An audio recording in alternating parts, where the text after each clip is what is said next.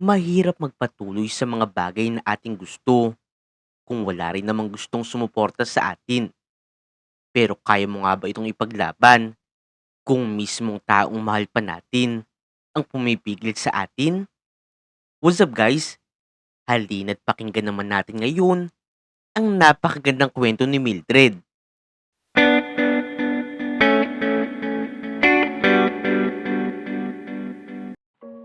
Noon pa man, ikilala na nga ng karamihan si Mildred bilang isang simple, magalang, at napakagandang dalaga. Nagmula si Mildred sa pamilya ng mga guro dahil ang kanyang mami ay isang propesor at ang kanyang daddy naman ay isang prinsipal. Napakahalaga nga talaga ng edukasyon para sa kanila, kaya't bata pa nga lamang siya, itinatak na sa kanya ng kanyang mga magulang na ang tanging trabaho na nababagay sa kanya ay ang isang pagiging guro din. Mildred naman, bakit ganito ang grado mo?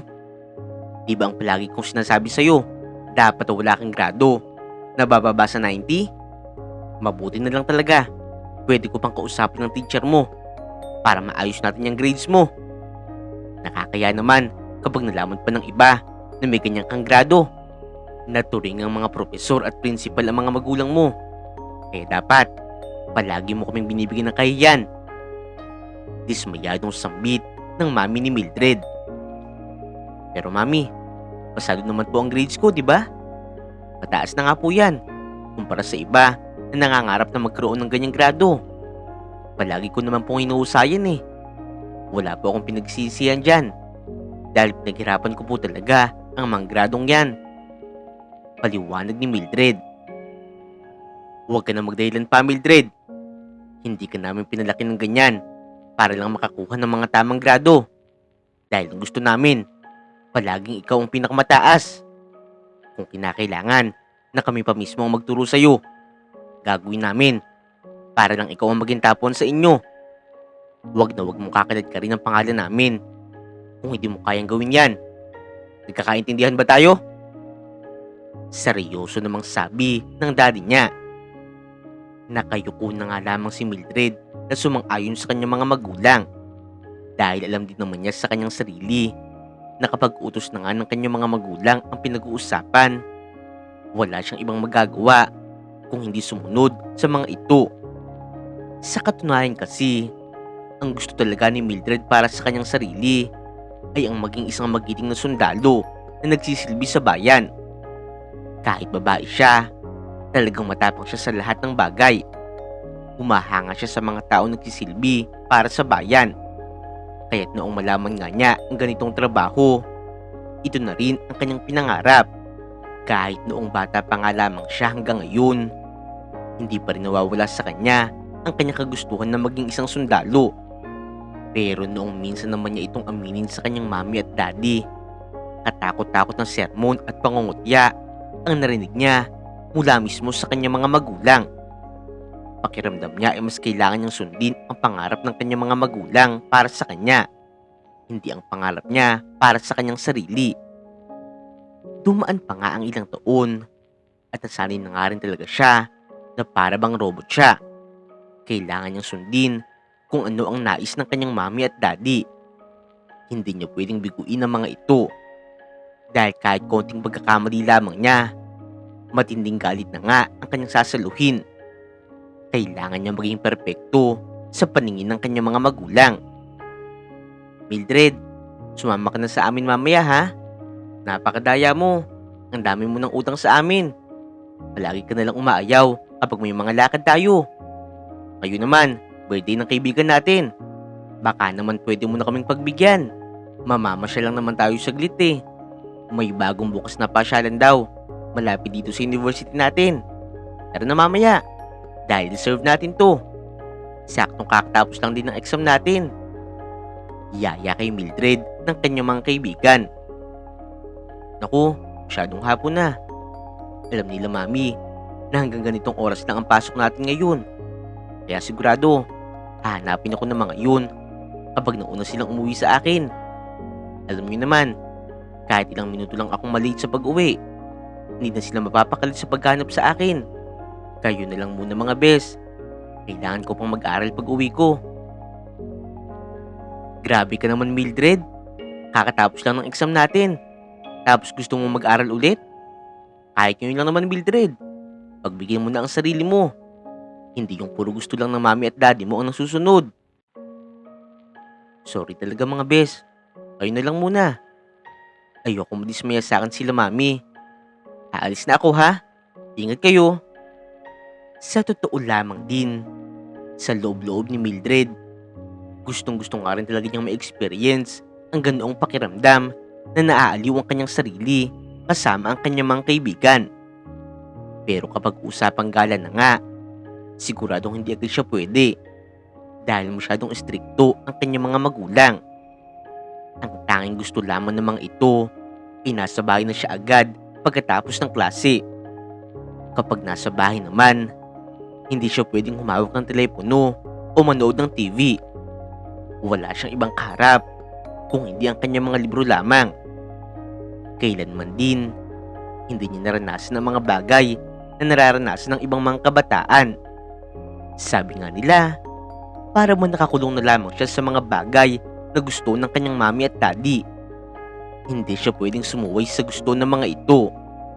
Maging sa kanyang mga ikinikilos, ay talagang kontrolado ito ng kanyang mga magulang. Ayaw nilang makikita siyang matikas o palaban.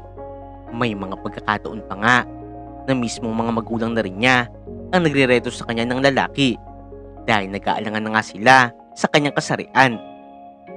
Isang umaga, nagulat si Mildred noong katukin siya ng kanyang mami sa kanyang kwarto.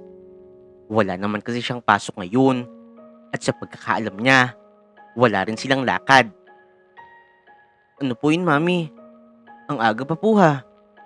Gusto ko pa po sanang matulog. Magbihis ka, Mildred. Dahil may lakad tayo ngayon. Mag-ayos ka ng sarili mo ha. At siguraduhin mo na magiging maganda ka. Nabigla talaga siya sa sinabi ng kanyang mami. Dahil tila ba mayroon itong plano na hindi niya alam. Nagdududa na nga rin siya dito. Saan naman po tayo pupunta, mami? Wala naman po tayong lakad ngayon ha. Huwag nang madaming tanong, Mildred. Ang sabi ko, mag-ayos ka ng sarili mo. Wala nang madaming question. Basta mag-ayos ka na. At hihintayin ka namin ng daddy mo sa baba. Kahit wala siyang kalam-alam sa kanilang pupuntahan, sumunod na nga lamang siya dito.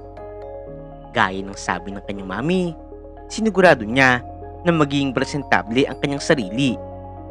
Habang nasa biyahe nga sila, ay napapansin din niya na talagang napakalaking ngiti ang nasa labi ng kanyang mami at daddy. Ilang sandali pa nga, nakarating na sila sa isang napakagandang bahay.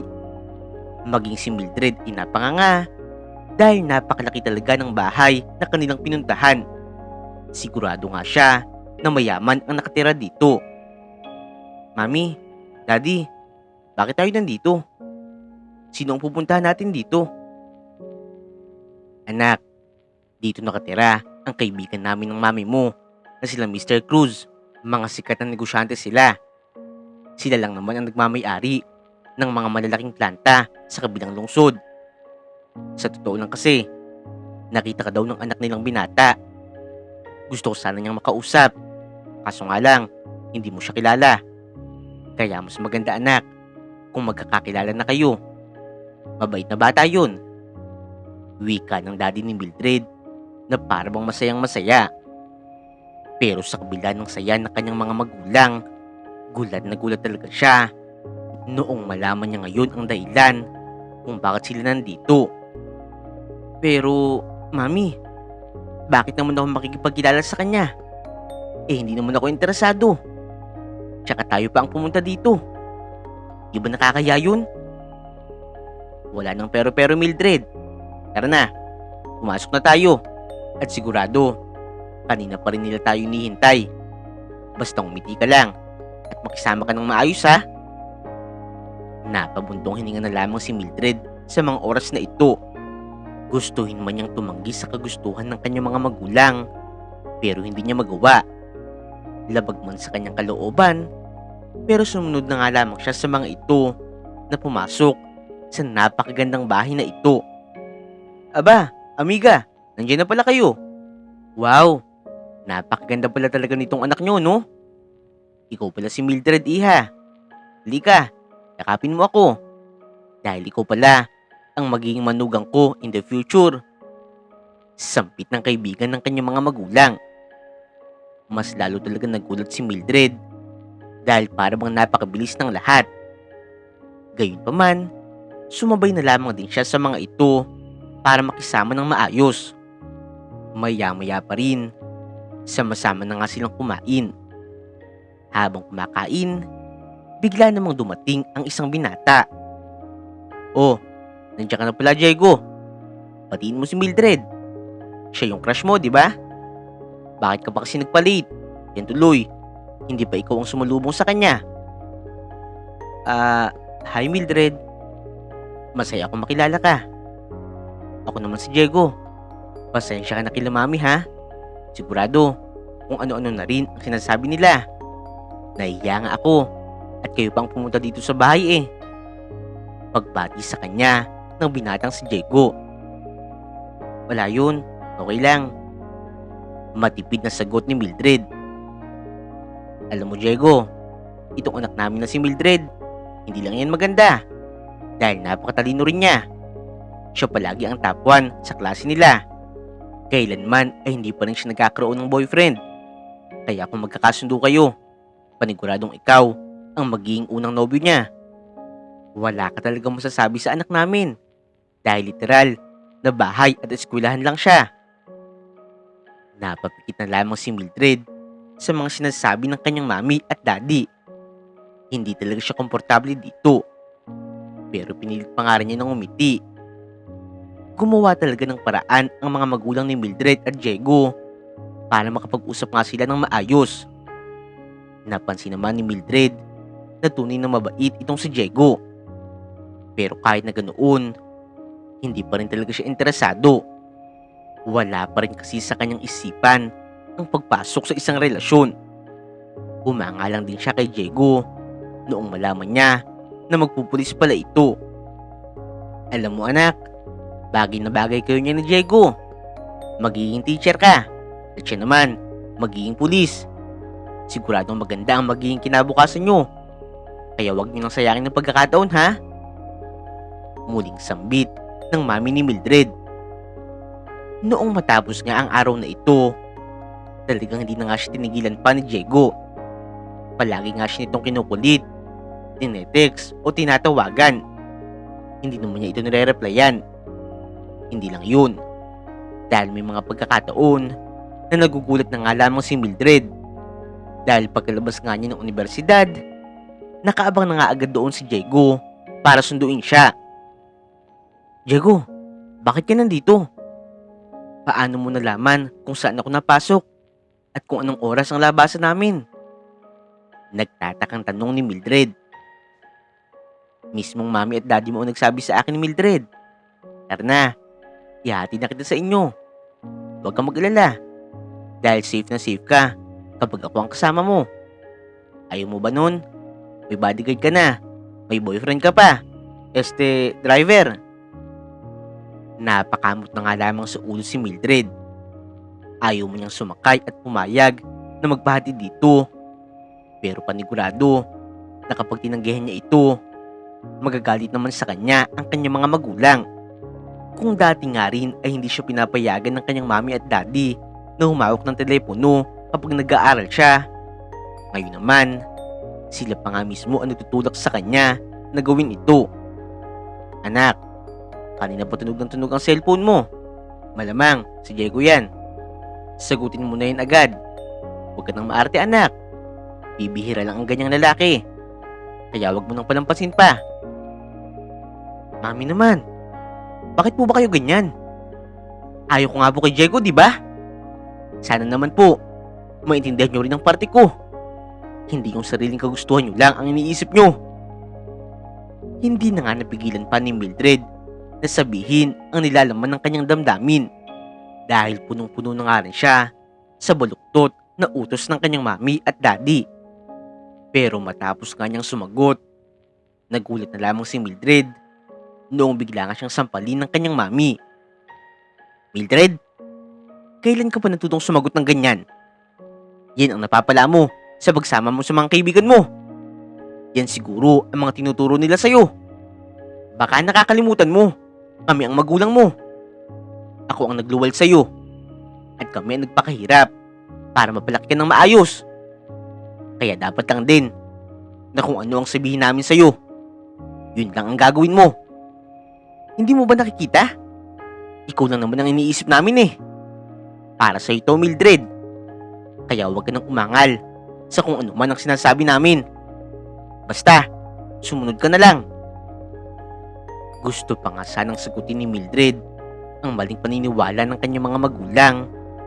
Pero sa puntong ito, ay napaiyak na lamang siya. Sumang-ayon na nga lamang siya sa mga ito at tumakbo papunta sa kanyang kwarto. Napakabigat ng kanyang loob dahil ang hirap tanggapin para sa kanya na mismong mga magulang pa pala niya ang hindi makakaintindi sa kanya. Simula rin noon, pilit na nga lamang ding pinakasamahan ni Mildred itong si Diego. Sumasama siya kung saan man siya dalhin ni Diego. Nanibago na nga rin siya ngayon dahil kahit 10 oras nga ng gabi kung umuwi siya, basta't kung kasama niya si Diego ay ayos na ayos lamang ito sa kanyang mami at daddy. Habang tumatagal, ay doon nga rin niya mas lalong nakikilala itong si Diego. Nakita niya na totoo ito sa mga ipinapakita niya. Kung kabaitan lamang ang pag-uusapan, talagang napakabait nitong si Diego. Hindi nga siya nito pinapabayaan at ramdam na ramdam niya na talagang mayroong nagmamahal sa kanya. Lumipas pa nga ang ilang buwan na panunuyo sa kanya ni Diego. Hindi na nga rin naiwasan pa ni Mildred na maging siya ay nahulog na nga rin kay Diego. Pero tulad ng dati, hindi naman niya ito masyadong binibigyan ng pansin. Madalas ay tahimik lamang siya kapag magkasama sila. Sumasang-ayon lamang siya sa mga nais nitong gawin o sa mga kwento nito. Isang gabi, habang sila ay nasa parke at naglalakad, biglang napatanong sa kanya si Diego. Mildred, gusto mo ba talaga ako? Ha? Bakit mo naman natanong yan, Diego? Wala lang.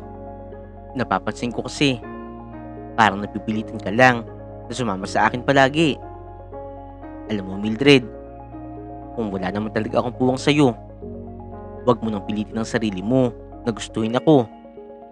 Mas maganda kung susundin mo na lang ang sarili mo, hindi ang kagustuhan ng mga magulang natin.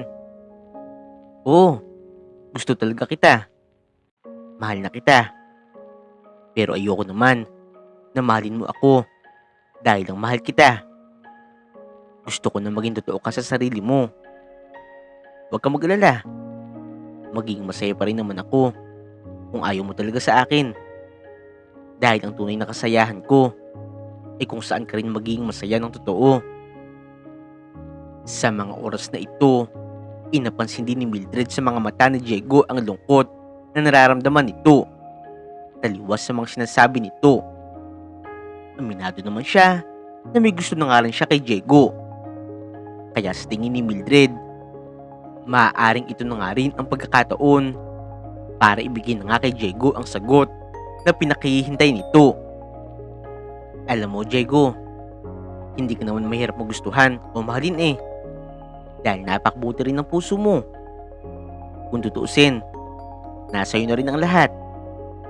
Kahit sobrang yaman mo, marunong ka rin makisama at mapagkumbaba ka. Yan ang isa sa mga dahilan kung bakit ngayon humahanga na rin ako sa iyo. Huwag ka nang malungkot, Diego.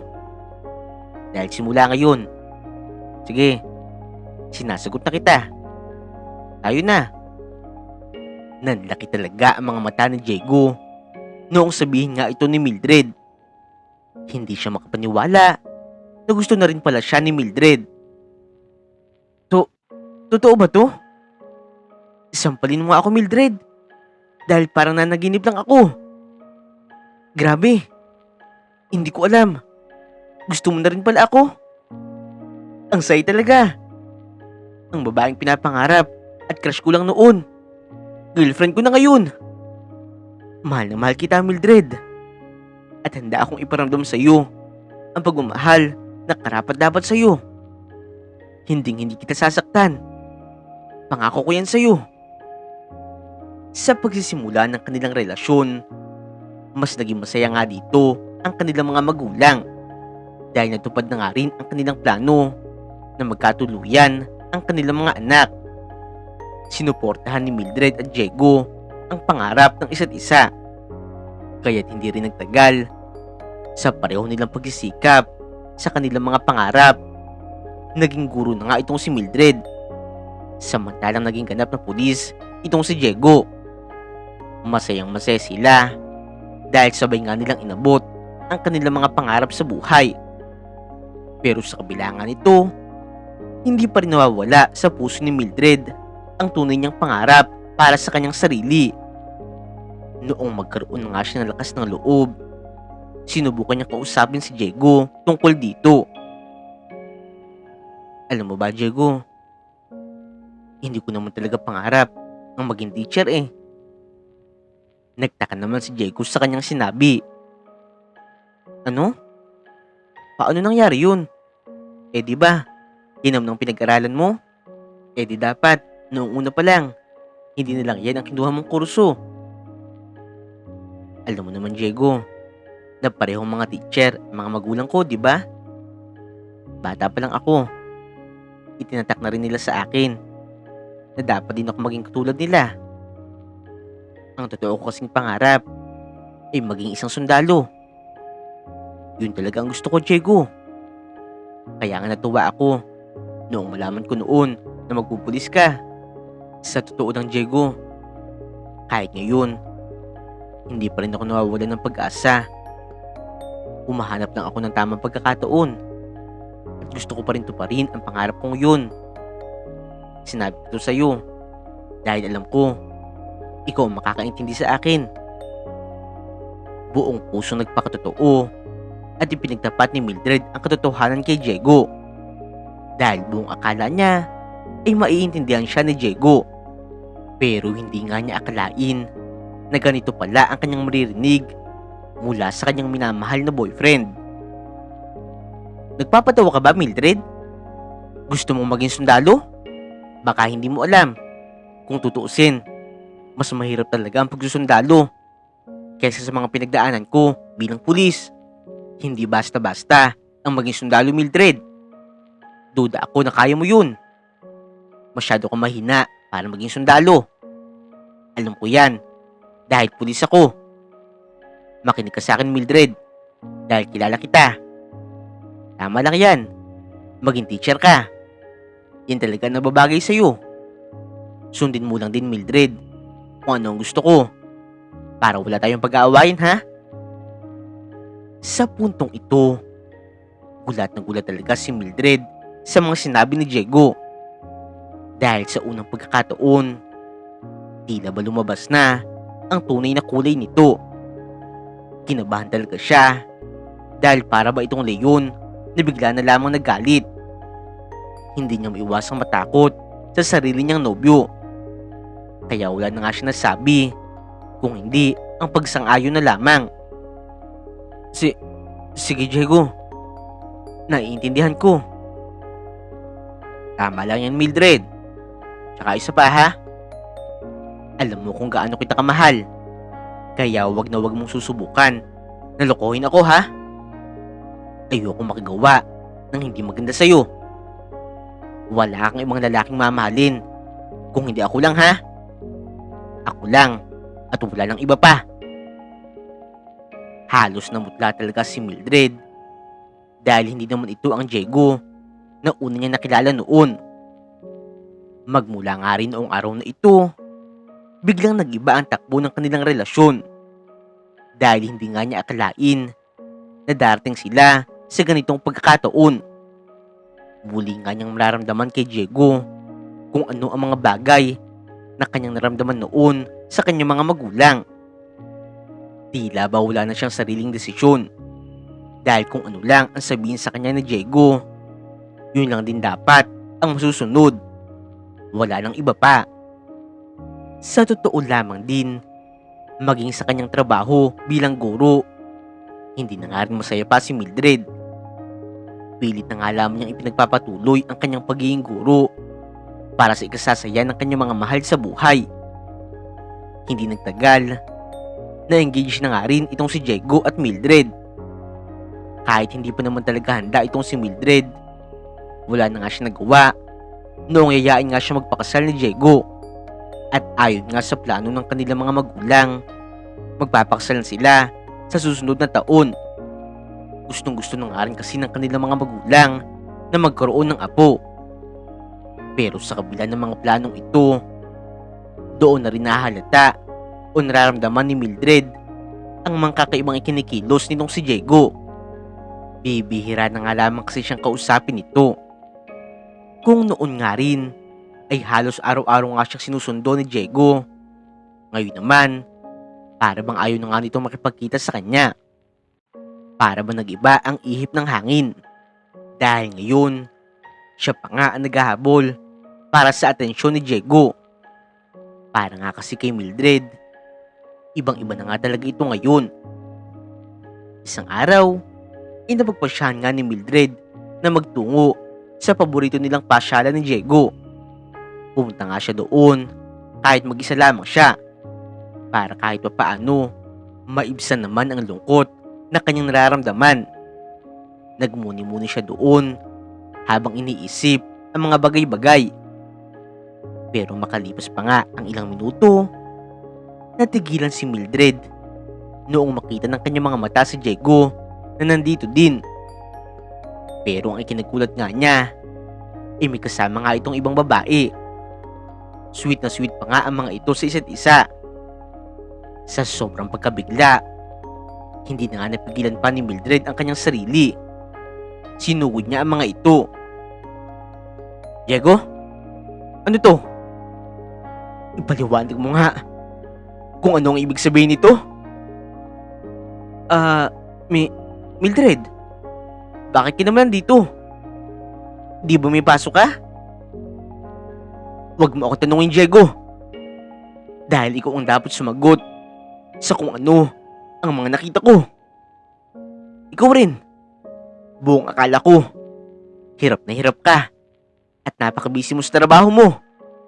Pero parang iba naman ata ang pinagkakabisihan mo. Huwag mo nga akong kausapin ng ganyan, Mildred. Oo, tama nga ang iniisip mo. May babae nga ako. Eh ano naman ngayon? Diba? Ayaw mo naman talaga sa akin noon? Kaya ngayon, may pagkakataon ka na para maging malaya na. Sawang-sawa na rin naman ako sa iyo, Mildred eh. Kaya tama lang, natigilan na rin natin ang mga kalokohan na to. Mga magulang mo lang din naman na nagtutulak na magkatuluyan tayo. Dahil gusto lang nila na maging konektado ang mayamang pamilya namin sa inyo. Mga manggagamit. Nanliit nga talaga sa kanyang sarili itong si Mildred. Napakasakit sa kanya na ang lalaking pinakisamahan niya at pinilit niyang mahalin noon, siya palang mananakit sa kanya ngayon. Magaling ka lang pala, Diego, sa umpisa. Nagkamali ako. Dahil akala ko noon, mabait ka at mamahalin mo ako ng totoo. Pero iba naman pala ang tunay na kulay mo. Mabuti na lang talaga hindi pa tayo na ikakasal. Para lang sabihin ko sa iyo, Diego, minahal kita ng totoo. Pero tandaan mo ito. Tandaan mo ang ginawa mo sa akin. Balang araw, pagsisiyan mo to. Umiiyak ng tumakbo papalayo si Mildred. Pagka uwi niya sa kanilang bahay, kaagad na nga niya ikiniwento sa kanyang mga magulang kung ano ba ang nangyari. Sa pangyayaring ito, tila nawalan na nga rin ng gana si Mildred sa maraming bagay. Hindi na nga niya nagagampanan ng maayos ang kanyang pagiging guro. Nagkukulong na lamang siya sa kanyang kwarto. Kahit maging ang kanyang mga magulang, nag-aalala na rin para sa kanya. Hanggang isang araw, naging emosyonal ang kanyang mami at daddy noong kausapin siya ng mga ito. Mildred, patawarin mo kami ng daddy mo. dahil masyado kami naging makasarili. Pinilit ka namin sa mga bagay na akala namin noon ay makakabuti sa'yo. Pero nagkamali pala kami.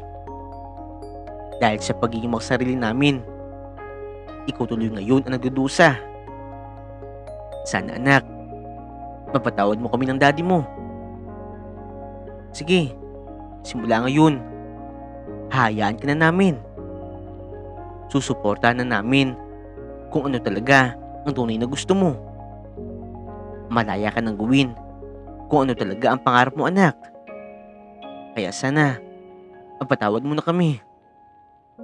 Gusto namin na bumalik ka na sa dati. Gusto namin na maging totoo ka ng masaya. Noong marinig nga ito ni Mildred, tila ba bigla ring nawala ang puot na kanyang nararamdaman sa mga oras na ito. Para bang isa itong tinig na nawala sa kanyang lalamunan. Maraming salamat po, Mami at Daddy. Dahil matagal ko pong hinintay na mangyari ito. Salamat po. Dahil naiintindihan niyo na po ako ngayon. Sige po. Simula po ngayon, susundin ko naman po ang gusto talaga ng sarili ko. Pangako po, pagbubutihan ko. Matapos yun, ginawa na nga ni Mildred ang mga bagay na nagpapasaya talaga sa kanya. Muli na nga niya nakausap ang mga dating kaibigan. Nakakasama na nga siya sa mga ito, mapag-alaman o kwentuhan. Hindi na nga niya kailangan pang isipin na umuwi ka agad dahil baka magalit ang kanyang mami at daddy. Dahil ngayon, hindi na nga siya pinipigilan pa ng mga ito sa tunay na makakapagpasaya sa kanya. Nanumbalik na nga rin ang totoong ngiti sa mukha ni Mildred. Hindi rin nagtagal, naging buo na muli ang kanyang loob na umpisahan ang kanyang mga pangarap para sa kanyang sarili. Malaya na nga siyang gawin ito ngayon na suportado na rin ng kanyang mami at daddy. Kaagad na pinasok ni Mildred ang lahat ng mga proseso upang siya ay maging isang sundalo. Madami talaga ang nagulat sa kanyang ginawa dahil ngayon lamang niya naipakita sa mga ito ang tunay na siya. Sumabak siya sa matinding mga pagsubok o training para maging ganap na sundalo. Gaya din naman ng kanyang inaasahan, hindi talaga ito naging madali. Pero kahit na ganoon, hindi naman ito naging rason para panghinaan siya. Sa bawat hirap, mas lalong lumalakas ang kanyang loob na magpatuloy. Makalipas ang mahigit isang taon, nakamtan na nga ni Mildred ang kanyang ambisyon na maging isang sundalo.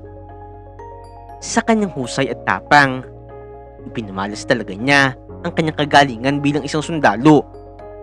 Kaya't kahit isa nga siyang babaeng sundalo, talagang napagkatiwalaan siya ng kanyang mga opisyal na manguna sa mga espesyal na misyon. Halos lahat nga ng mga naging misyon ni Mildred ay talagang naging matagumpay. Kaya't sa totoo lamang din, ipinagmamalaki talaga siya ng mga kasundaluhan bilang isang matinik na sundalo. Sa napakadaming achievement ni Mildred, madali nga rin talagang umangat ang kanyang posisyon at sunod-sunod ang mga promosyon na kanyang natatanggap. Mildred anak, sobra kaming saludo sa iyo. Hindi mo alam kung gaano kami ka-proud sa iyo bilang anak namin. Sana pala noon pa lang, sinuportahan ka na rin namin kaagad. Dahil ibang-iba pala kapag gusto mo ang ginagawa mo. Bilang magulang mo din, natuto kami sa iyo. Nalaman namin na kahit kami ang magulang, dapat lang din na magtiwala kami sa anak namin. Tama ang mami mo anak.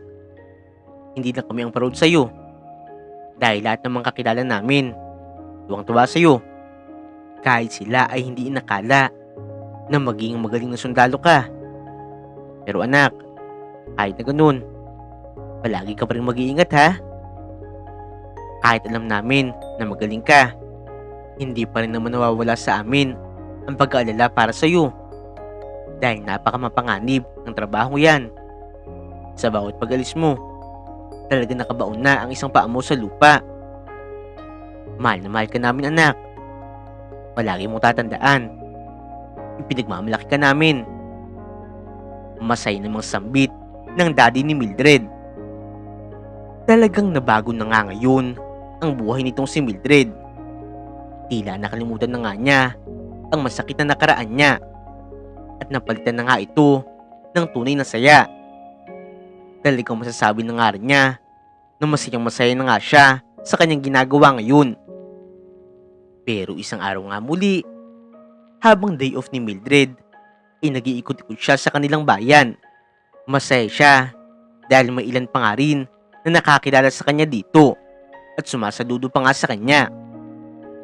Pero biglang natigilan si Mildred dahil matapos ang ilang taon, hindi nga niya akalain na muli pa rin niya makikita ang kanyang dating boyfriend na si Diego. Naka-duty ito na kung saan nagpapatrolya nga ito sa lugar na ito. Hindi na nga sana niya ito papansinin pa, pero bigla nga siyang hinarang nito. Aba, kumusta naman ang ex-girlfriend kong teacher? Parang bigla ka naging brusko ngayon ha. Huhulaan ko, Mildred. Masyado mo dinibdib ang pang-iwan ko sa'yo noon, no? Ano ka ba, Mildred? Kung namimiss mo naman ako, pwede mo naman akong tawagan paminsan-minsan eh. Kahit madalas pa. Pwede pa rin kitang pasayahin gaya noon. Kung hinarang mo ako, Diego, para lang bastusin, wala akong oras para dyan. Mahiya ka nga sa mga sinasabi mo. Naka-uniforme ka pa man din. Kung wala kang respeto sa sarili mo, irespeto mo naman ang dinadala mong pangalan bilang pulis. Sa mga ginagawa o sinasabi mo, pwede kang magkaroon ng problema dyan. Ayokong patulan ka pa. Kaya kung pwede lang, umalis ka na dyan at tigilan mo na ako. Hindi lang pala pangangatawan mo nagbago ngayon, Mildred. Matapang ka na rin ngayon ha. Parang kailan nga lang. Wala kang ibang ginagawa kung hindi sundin ang utos ko. Huwag ka na magpakipot pa, Mildred. Alam kong gusto mo rin ako. Pwede pa rin naman nating ibalik kung ano tayo dati eh. Diba? Teacher ka naman? Pwes, turuan mo rin ang sarili mo na mahalin ulit ako. Noong aktong aakbayan nga siya ni Diego, hindi na nga nakapagpigil pa si Mildred. Kaagad niyang dinipensahan ang kanyang sarili. Hinawakan niya ang mga kamay nito at halos mabali nga ang mga kamay ni Diego sa ginawa ni Mildred. Aray Mildred, bitawan mo ako. Baka mabali ang kamay ko. Please Mildred, bitawan mo na ako. Dahil nasasaktan na ako. O ano? Nakita mo na ang hinahanap mo, di ba? Sinasabi ko na sa'yo kanina pa. Ayaw kitang patulan. Hindi na uubra kung ano ang mga ginagawa mo noon, Diego. Dahil hindi na ako katulad noon. Anong ibig mong sabihin, Mildred? Maya-maya pa nga, biglang dumating dito ang opisyal ni Diego. Laking gulat nga ni Diego noong sumaludo ang kanyang opisyal kay Mildred. Ma'am, Major, nandito po pala kayo. Binabati ko po pala kayo sa successful operation nyo noong nakaraan. Iba po talaga ang pagiging matinik nyo. Kahit nga po sa department namin, umaabot ang mga achievements nyo. Congrats din po sa promotion mo. Teka sir, kilala mo si Mildred? Tsaka ano po yung mga sinasabi mo tungkol sa kanya? Ikaw naman talaga, Diego, oh. Palibhasa, puro tambay lang dito ang ginagawa mo. Hindi mo tuloy nababalitaan ang mga kaganapan sa special operation natin. Yang si Ma'am Mildred, isang napakagaling na sundalo niyan. Siya ang madalas manguna sa mga mahihirap na misyon. Kaya tingnan mo, kahit bata pa siya, mas madami pa siyang successful operation at mas mataas pa ang ranggo niyan kaysa sa akin. Naku, hindi naman po sa ganun. Medyo sinuwerte lang po at nanghingi ako palagi ng gabay sa nasa itaas. Kaya nagtatagumpay ako sa mga operations. Sige na, mauna na ako sa inyo. Sambit ni Mildred sa mga ito. Halos tumulo nga ang lawi ni Diego sa kanyang mga nalaman tungkol kay Mildred. Ang dati niyang nobya na minamaliit niya at sinasabihan niyang mahina. Ngayon, mas mataas pa pala ang ranggo kaysa sa kanya. Kung pag-uusapan lang din ang achievements, di hamak na wala siyang binatbat kay Mildred. Sa pangyayaring yun, nagulat talaga si Mildred dahil para bang bumalik ang Diego na palagi siyang sinusuyo noon. Dahil ngayon, kaliwat kanan na nga rin ang pangungulit sa kanya ni Diego. Pero dahil natuto na nga siya, hindi na nga niya ito binigyan pa ng pansin. Nalaman na nga niya ang tunay na halaga ng kanyang sarili. Kaya ipinangako niya na hindi na nga siya magpapaabuso o magpapaloko sa mga taong hindi naman siya deserve. Dito nga rin mas nalaman ni Mildred ang kahalagahan ng suporta ng magulang. Dahil mas naging masaya siya sa kanyang mga ginagawa. Lalo nga rin kapag nakikita niyang masaya rin ang kanyang mga magulang sa kanyang mga naaabot. Para kay Mildred, masasabi rin talaga niya na minsan, kailangan din natin talagang piliin ang sarili natin, lalo na kung kinakailangan. Hindi sa lahat ng pagkakataon, mas makakabuti kung uunahin natin ang iba. Dahil iba pa nga rin ang tunay at pangmatagalan na kasayahan kaysa sa mga bagay na panandalian lamang. Naway sa kwentong ito, madami po kayong mga nalaman na makakatulong din sa inyo. Huwag niyo pong kakalimutan na i-like at i-subscribe ang aming channel, Untold Stories TV.